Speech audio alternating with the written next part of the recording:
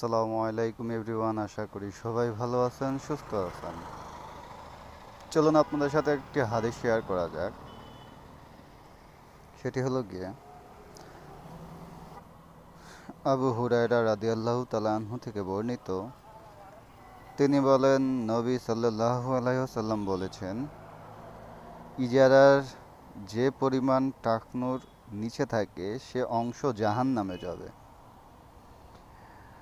আর এখানে আমরা ইজারা বলতে এটা আমাদের কাপড়টাকে বোঝানো হচ্ছে।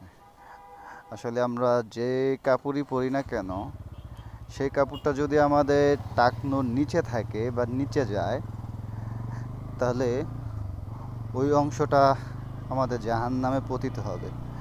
এখন আমরা কি এটা সহ্য করতে পারবো যে আল্লাহ আমাদের যদি কবুল করে, আমাদের বাকি অংশ জান্নাতে গেল আর ওই অংশের জন্য আমরা গেলাম জাহান্নামে? তা আল্লাহ যেন আমাদের এটা না করায় বা আমরা জানি এই অবস্থায় না পড়ি। আল্লাহ আমাদের তৌফিক দান করুক।